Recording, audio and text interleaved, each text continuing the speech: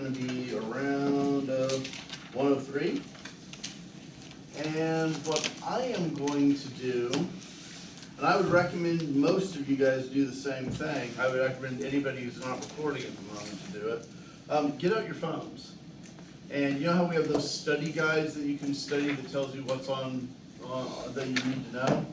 I'm going to open one of those, and I'll show you. I have the study guide for 8 here. You can pull that up on your phone, and then as we go through these things that you need to do, be able to do, and discuss the stuff in the book, you can have that study guide with you, so you can look here and there and here and there.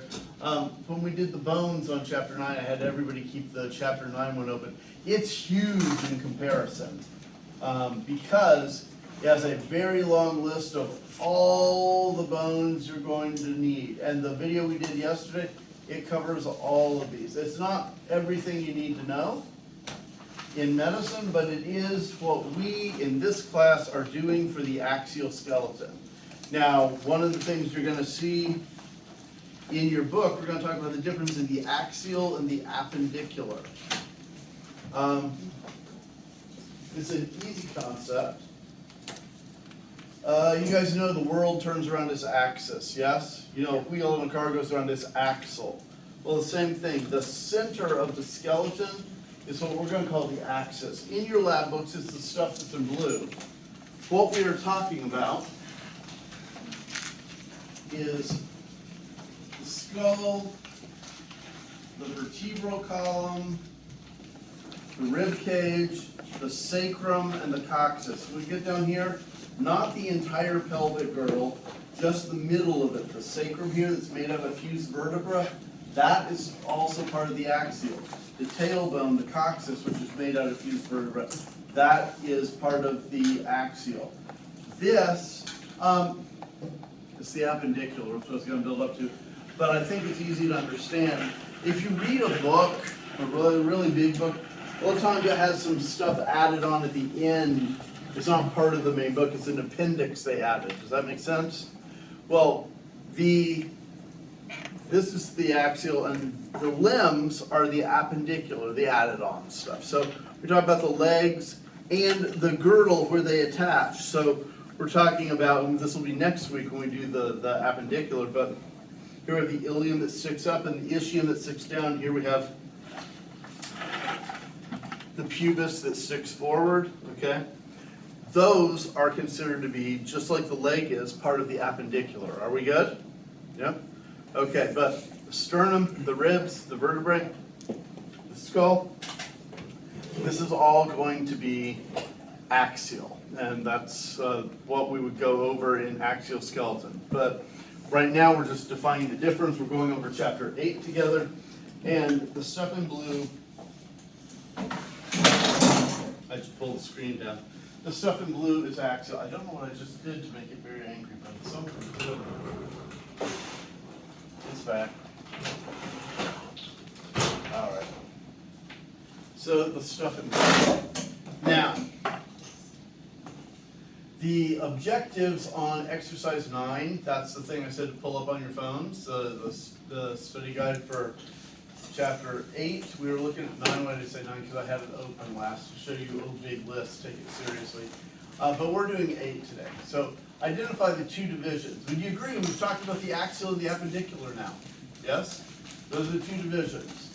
Name the 5 functions of the skeletal system. This is what we went over on like one of the first PowerPoints in lab when we got into bone, remember? So let's see what we can do off the top of our head. Storage of minerals, production of blood, protection of important organs like the brain, like the heart, like the lungs, levers to pull on, for the muscles to pull on, and movements is the other one they had. Remember I said I thought 2 and 5 on their list or someone. I think that's the 5 they had. Does that sound correct, Kane? Can you think of any others? Is that? No, that's good. All right, good. All right, so we've got 5 functions there. Let's actually look and see what they have in the lab book, because they're going to list them too. At least I thought they would. Let's see. did that. Yeah, not seeing a list of 5. I thought it would have been there. But so we have a list of 5. That's what we're working with. Now, cartilage. This is one of the things they harp on. They want you to know the 3 types of cartilage. The one that's the most important in the skeleton, the one that's the most important in the whole body is hyaline cartilage, okay? It's kind of glassy, it's stiff. It's the stuff in your nose. You know, if you get punched in the nose, you can break the cartilage. That's because you can push that so far and it will break. You can't go forever and snap back. This elastic cartilage, you can bend that more than 180 degrees and it snaps back. The difference is that this is full of a protein called elastin that makes elastic fibers, and they'll stretch and go back to their original shape without a problem. Most of the fibers in the hyaline cartilage are going to be collagen fibers, and they don't have that snap back very well. Does that make sense? Okay. But hyaline is the main cartilage. We also have fibrocartilage. I want you to look at this skeleton, and you see these discs right here. Obviously, in our model, they're made out of silicone. But these discs, they're between the vertebrae. The vertebrae have parts, and this main part of the vertebrae is called the body, okay? So this is the body. Those bodies are stacked on top of, actually, I have that upside down. Thank you, that's better. So much better. All right, between this body and the body of the vertebrae above it, there's gonna be a pad made out of fibrocartilage. It's real tough and granular around the outside. It's actually kind of squishy in the middle. It absorbs shock. I think I did this to you guys before. Did we look at a video and lecture of people doing horrific things in kayaks that harm their backs? No? Oh, okay. Same thing. If you are jogging, if you're doing plyometrics and you jump up and down a lot, like jump on the box, jump down from the box, that type of thing, you're going to put stress on your spine. Would you agree? What's cushioning and stopping you from destroying your spine entirely every time you do this is that when they come together, there's a tough, gritty fibrocartilage pad there. So fibrocartilage, its main thing, most of the body, I'll say it again, most of the cartilage in the body is hyaline cartilage. This, connecting the sternum to the ribs, that's hyaline cartilage. Fibrocartilage is only in places you have a lot of impact and you need to resist. So your vertebral column right here, fibrocartilage are the discs. Your pubic symphysis here, this is fibrocartilage. Why? Well, you have to be strong, but you need to have some give. What if you had to pass say a kid's head through there? You want to have a little bit of flex. So you don't, like this is a mandibular symphysis, this is all bone. The two sides are separate as an embryo, but as we grow up, they fuse together at the symphysis. That's what a symphysis is when pieces come together, okay? Well, here, we never fill that in with bone. That's fibrocartilage, so you still have a little bit of flex, a little bit of give. Are you with me? Okay. But mostly it's impact resistance. There, down in the meniscus in the knee, where you have the femur mashing into the top of the tibia, you got a little semicircle there, a little meniscus of fibrocartilage. Most of it is hyaline cartilage. Anywhere you have the ends of two bones come together, they're going to rub on each other, that's hyaline cartilage. Okay, articular cartilage, the articulation is the movement against each other. That's a form of hyaline. It's an extra wet form of hyaline. You with me? Good? I don't see a lot of nods. Are we solid? Okay. So we have done the 5 functions. We have done what is in the, it's not in the study guide, but it's in the lab book. We've talked about the 3 types of cartilage at the top of page 105. Do you agree? All right. Now, below that, we're going to do bone classification, bone markings. This is on page 105 at the bottom. The way they describe it in the lab book, in the study guide, is bullet point number 3, classify bones based on gross anatomy. We're about to do that.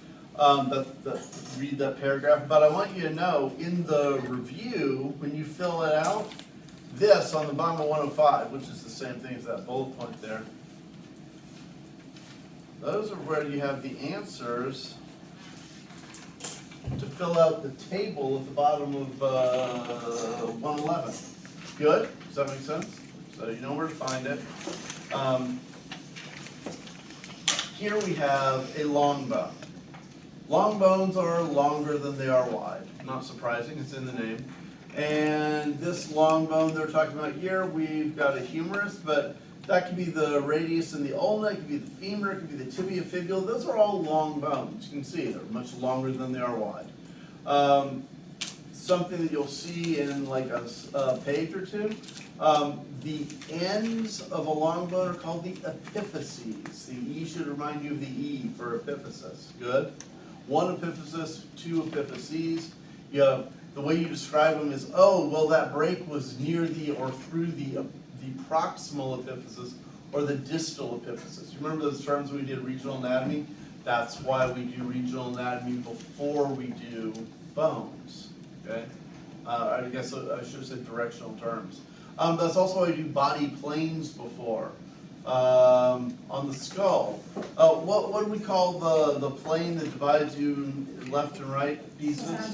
Sagittal plane. So what do you think we call this line right here between the two parietal bones? Sagittal. Okay. What was the plane that would cut you into a front portion and a back, especially in the head? Coronal. Yep. What do you think we call this suture here between the frontal bone and the two parietals? It's a coronal suture. Does that make sense? So there is a reason, there's an order for why we learn things. And I'll tell you right now, you're going to need to learn the bones because a lot of the muscles are named after the bones. It'll make it much easier to memorize the names of the muscles. And I'll say this right now, this chapter 8, it has some things in it that will make chapters 9 and 10 so much easier. One of the first things, on page 106, everything in here you must memorize. Okay, page 106, or let's say it the fancy way, table 8.1. Okay, or as they say it in the study guide, let's see, identify all the structures along, we're coming up to that. All right, yeah, actually they don't say, but trust me, 106, you want to memorize. Another thing I'll tell you, you want to memorize, it's in the review, this is why the review is one of the things that's assigned. Let's look at page 114. See all this matching? I don't want you to just be able to match the name to the meaning. I want you to memorize it. Don't raise your eyebrows, I mean it.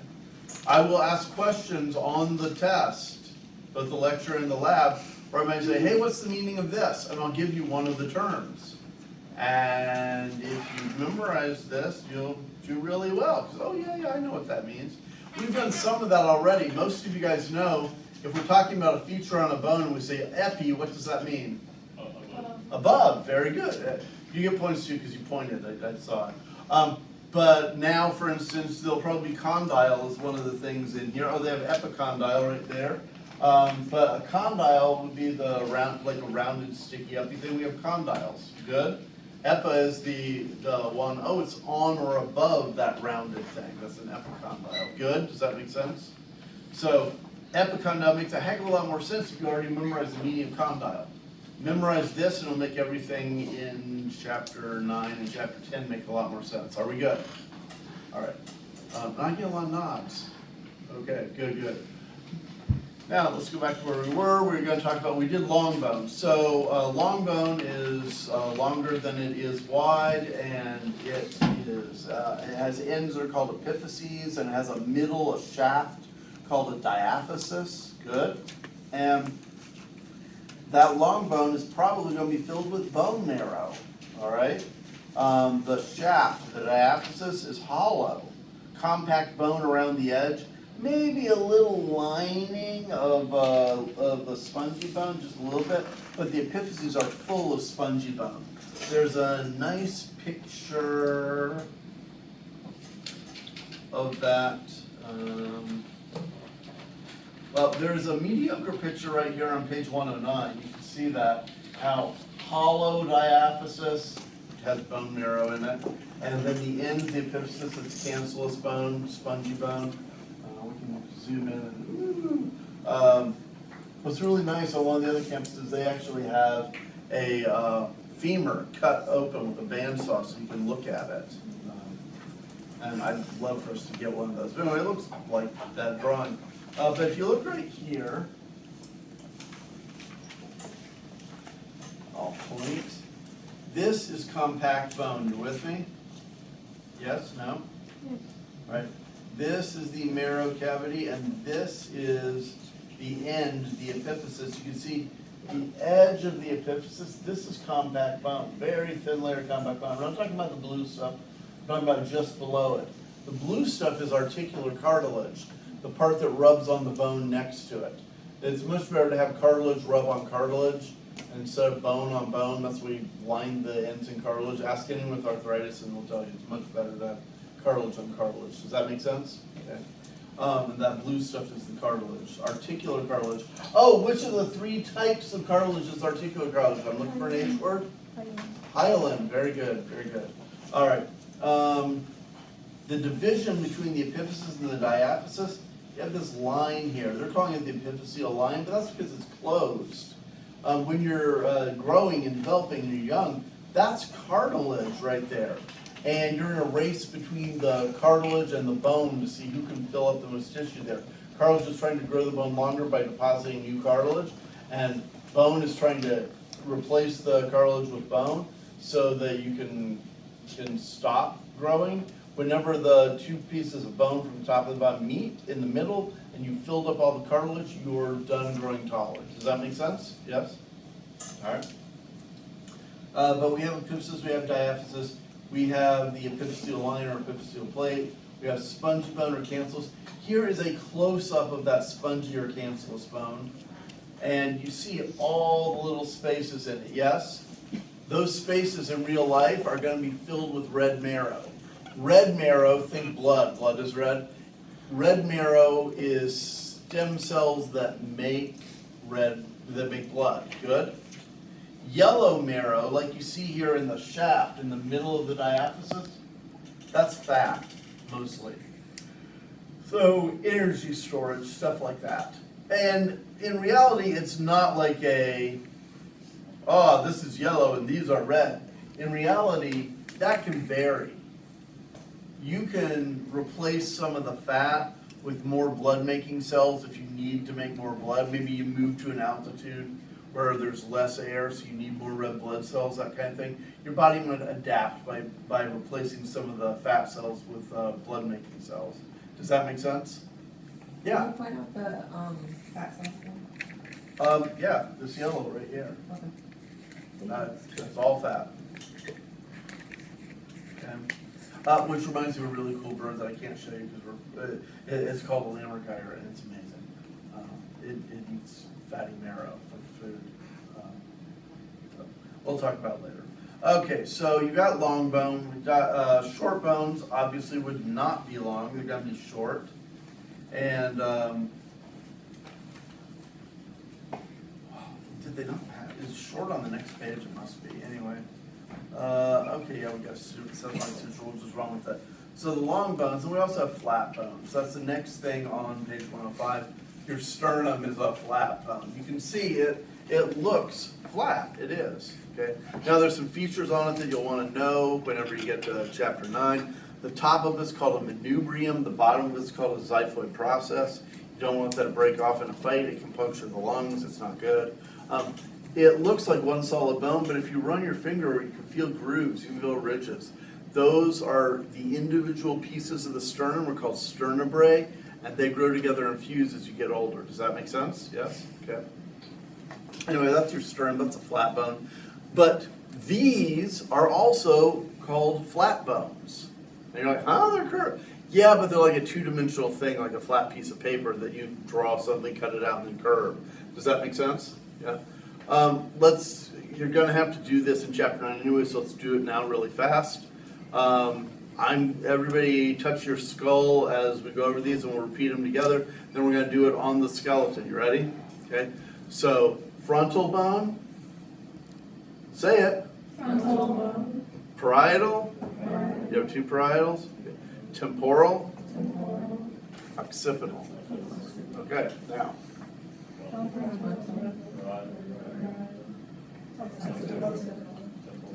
Everybody good? All right.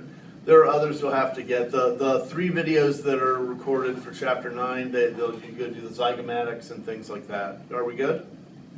Yeah. Yeah, the mandible definitely, and the maxillary. Those are the ones that have the teeth. Anyway, but let's move on here. So flat bones, like the sternum, or like the ones in the skull.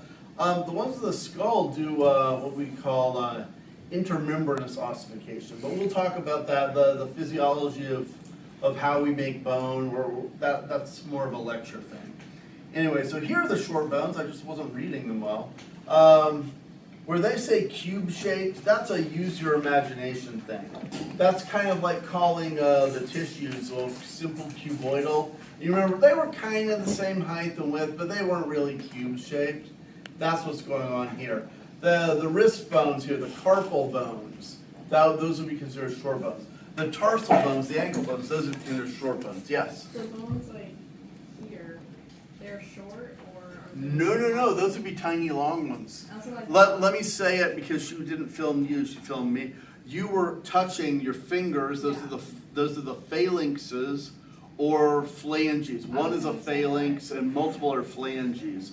But those are the finger bones. Also, these would be tiny long bones. These would be your metacarpals. The carpals are the ones they call short bones. Those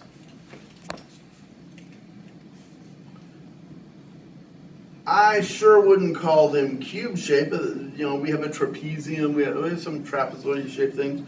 Well, these are small and kind of the same. Obviously, this one's a little longer this way and that, but these would be the short bones. Good? All right, and I should have said that before. So these are shaped more like long bones. The difference is so small, I don't believe they have any marrow cavity inside. I've never heard about them making blood. Now, we do make blood with, there's a little bit of marrow in the rib cage sometimes, in the ribs, which is weird. I mean, there's the ability, there are blood-making cells in the spleen too, especially when you're young. But I told you I know someone who has lymphoma right now.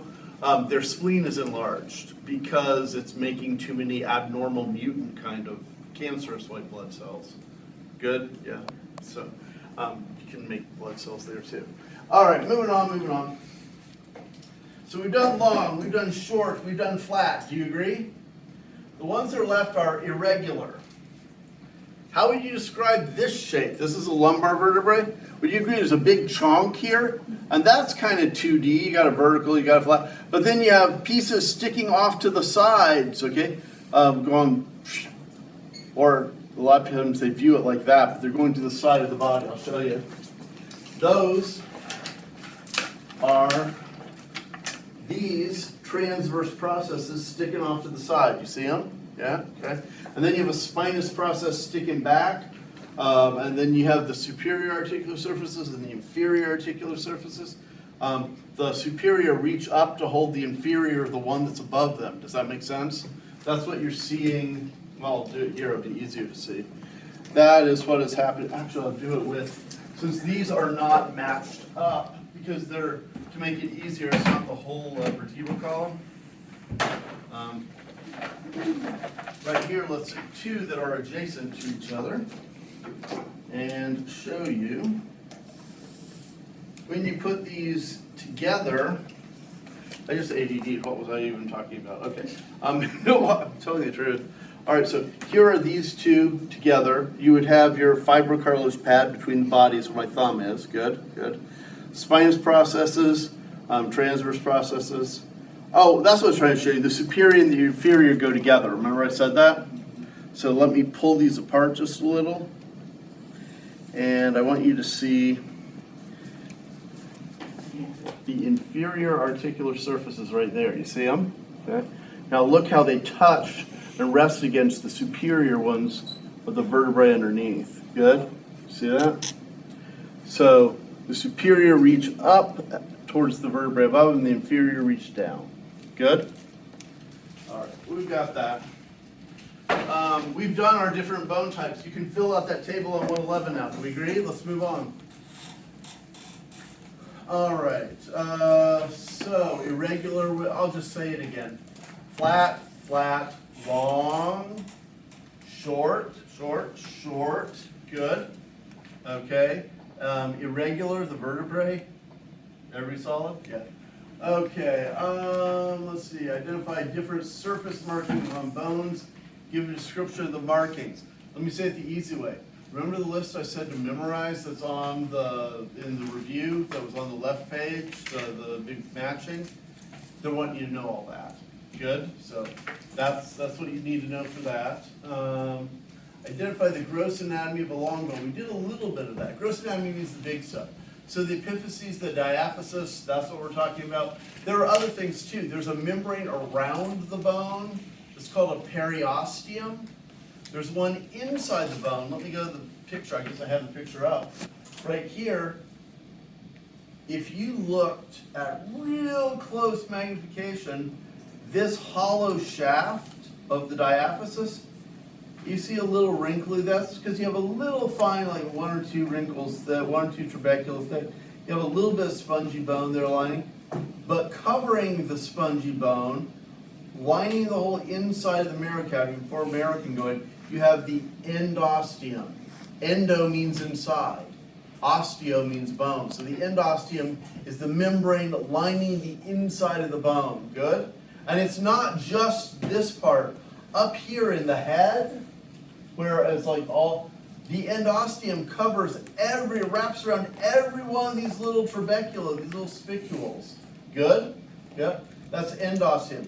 Now around the outside, that's where we have the periosteum. You can see they're pulling periosteum away in this picture. This is periosteum that's being pulled away. Are we good? Now, when we're on this gross anatomy, I don't think we've talked about osteons yet. Osteons are functional units of bone. They're columns of bone tissue that go around the outside. We have compact bone and spongy bone, yes? Compact bone is tough, dense, made out of columns, osteons, all stuck together really close. Spongy bone is spongy because it has all this space that we're going to fill with what color marrow? Red. Very good, very good. All right, so you've got that. Perforating fibers, perforating canals, we haven't talked about that much. Perforating artery, they can punch through the side of the bone. Since we have one right here, this is probably the location, sorry, you could say we can't see that. Since we have one right here, you probably had an ossification center there where you started replacing the cartilage with bone. This is important. Do not say that we turn cartilage into bone. We do not. It's not like you have cartilage and then you add some minerals to it. We do that, but we still call it cartilage. We call it ossified cartilage or mineralized cartilage. What we actually do, we have cartilage breaking down cells that go in and break the cartilage matrix down, and then we have bone cells that come in and build bone matrix there. And we do that until we use up the we use up the cartilage. We call that endochondral, and we'll replace that cartilage model of the bone with the bone tissue. Does this make sense? Everybody good? Yeah. All right. So osteons, you can see a little bit of what I talked about right here at this cut surface, yes? Now we're going to look at it zoomed up a bit.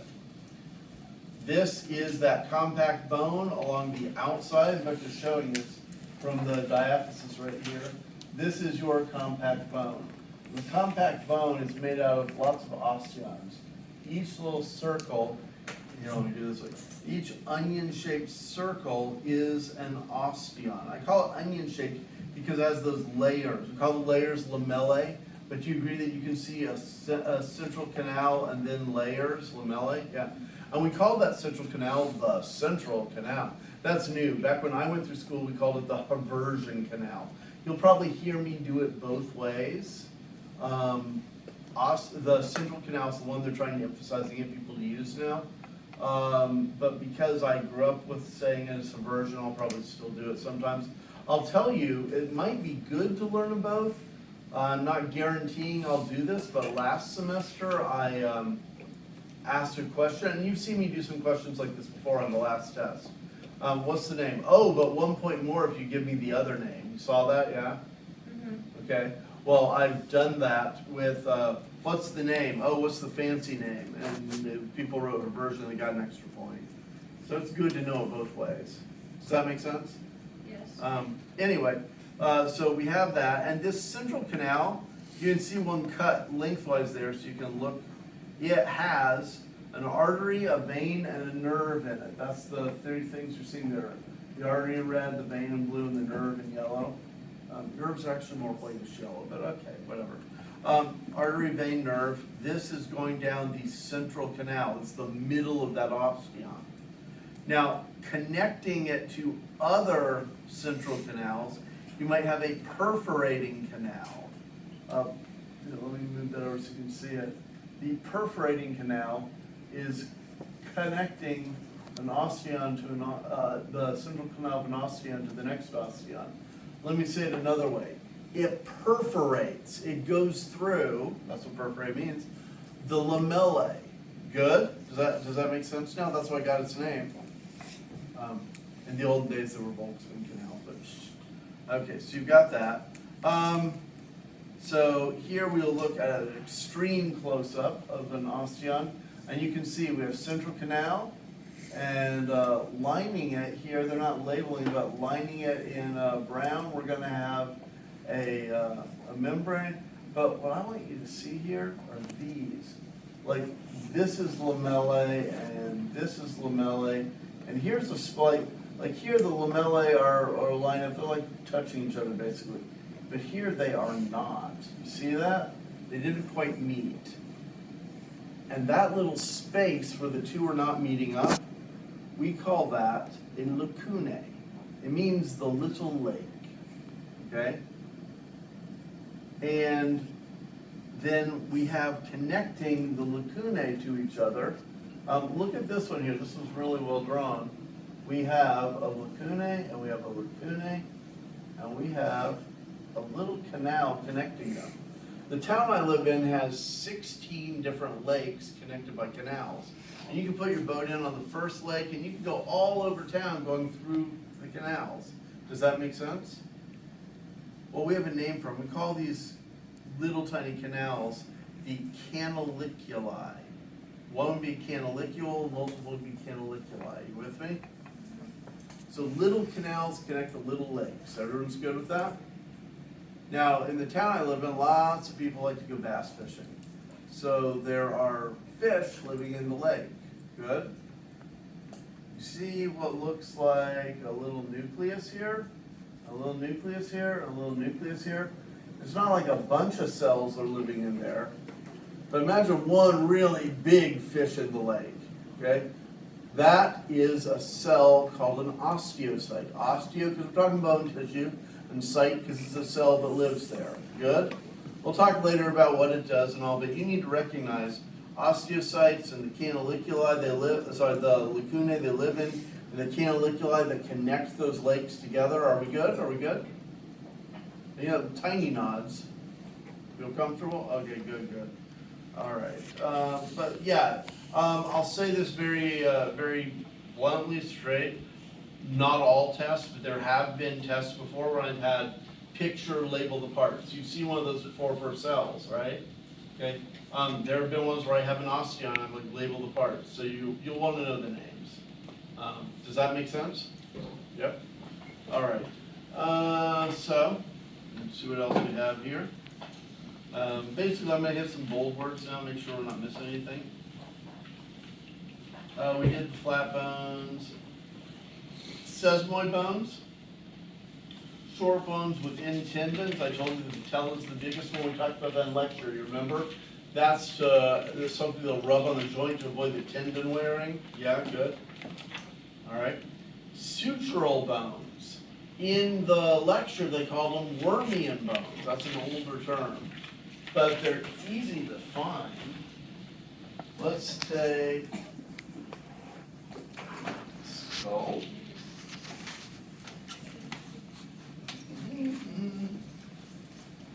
Put on my glasses. And let's look along this suture. Now that I can see. I'm looking along this suture. Oh, well, what's this bone? I'm looking for a P word. Parietal. Okay. So between the parietals we have a suture. It's the what suture? Looking for an S. Sagittal suture. Good. All right. So as we're looking along here, the line wiggles back and forth and back and forth.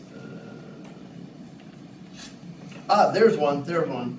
Okay, not all of the sutures are named after planes. You'll have to learn this, but this one is a lambdoidal suture back here, and the one over here is a squamosal suture. Oh, you can't see that.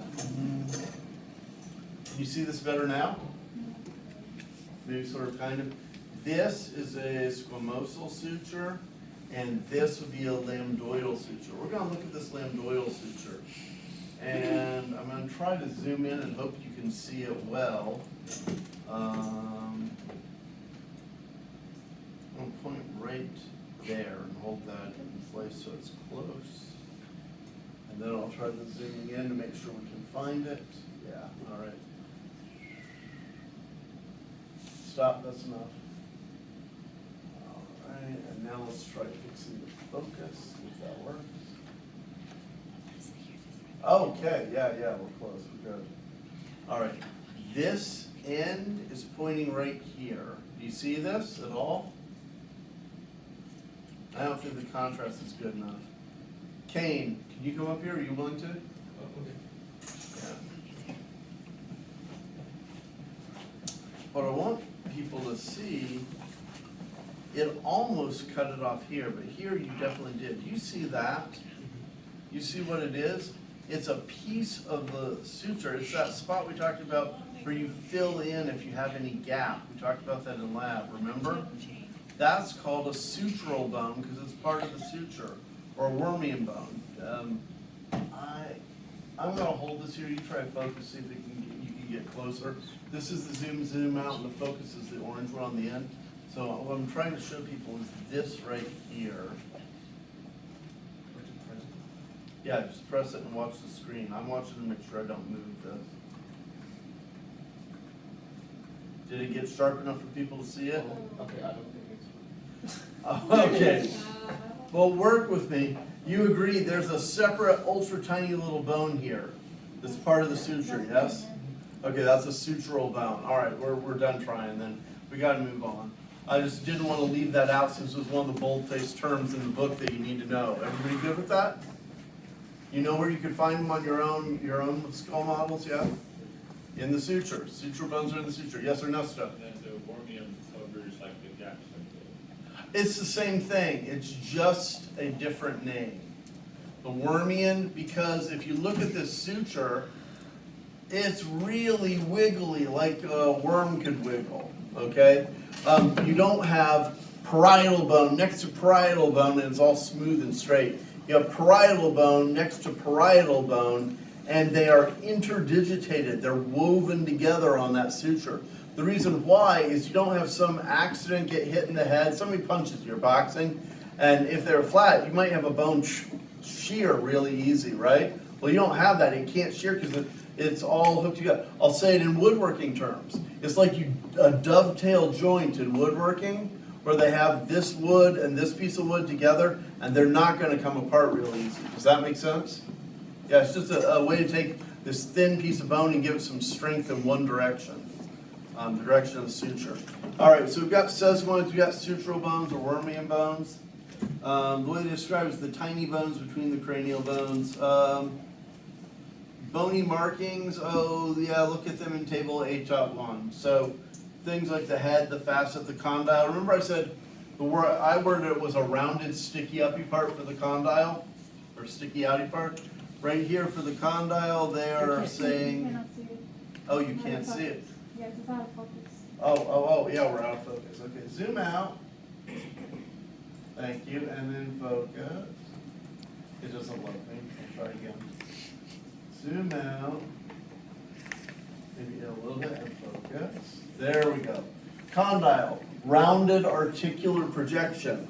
So I said a rounded sticky outy thing, yes? It's a rounded sticky outy thing rubbing on another bone, articulating with another bone. Are we good? Yeah. So short version, memorize this table. You will need it. Memorize everything in this matching. You should be able to write it down. You know, the way I would practice that, when you try to memorize it, write down the left side and see if you can come up with the words that fit. Okay.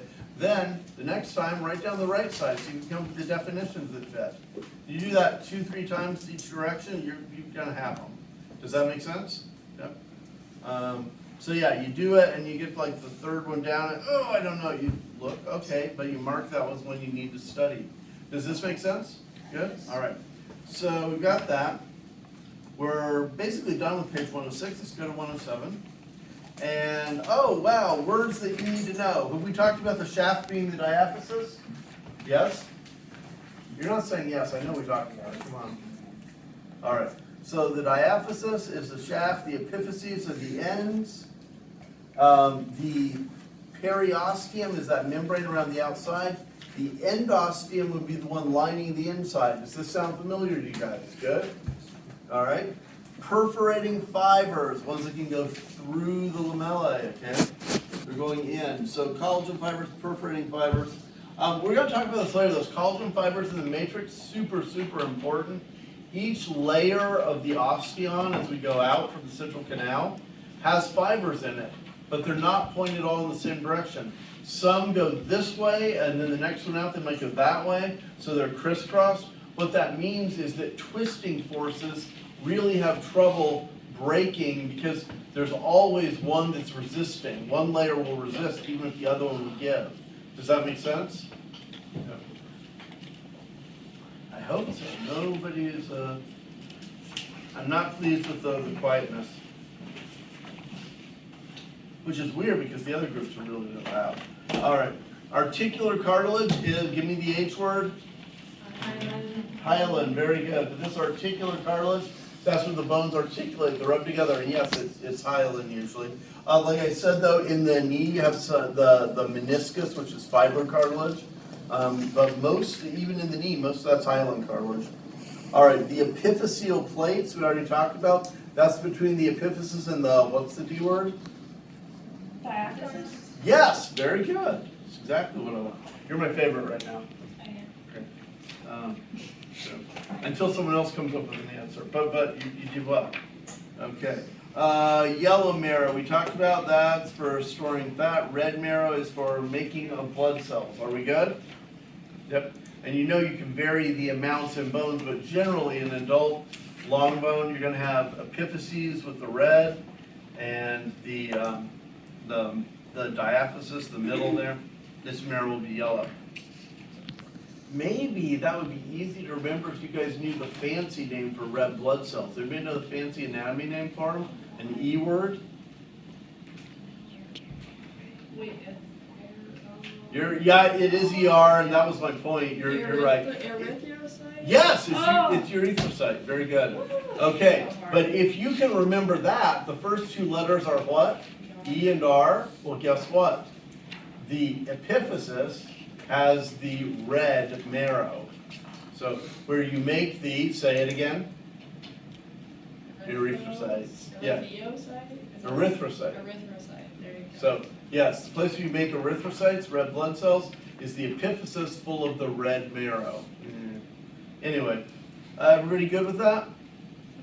Yes. We talked about the endosteum lining the cavity, covering the trabecula. Hey, we've done all this stuff on page 108. Do we agree? Yes. All right. Examining the effects of heat and hydrochloric acid on the bones. We are not doing that. There's no cooking of the bones. There's no soaking them in acid. Sorry. We have to move on. We have more important things to do. Yeah, I don't know. Oh, and look, you're just eating Coca-Cola too. Yeah, I know it's a dead bone. You're not trying to repair it. You could repair it normally.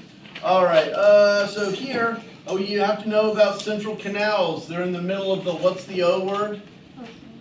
Osteon. Good.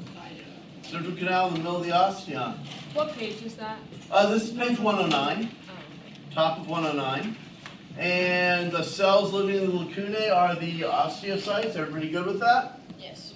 And the lacunae are the little lakes, little chambers that are between the concentric lamellae. You have a lamella, and between them where they don't quite meet, you've got a very narrow little lake, and you have cells living in it, osteocytes. Are we good? You've heard it before, sounds familiar, yes? Yes. Good. All right. Hey, guess what? That's all the boldface words on 109. We've done that too.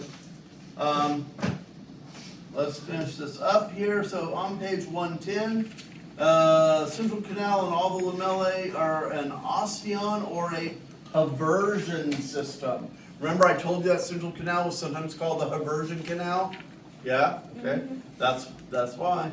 All right, and connecting the little lacunae together are little mini canals. They are canaliculi. Good? Should be able to label them. Oh, sorry, I'll stick it up there better. Osteon has lamellae, and the inside, between the lamellae, we have lacunae, and we have canaliculi, little canals that radiate out from the central canal to the lacunae, and then from the lacunae at the first layer to the second, and out. Okay.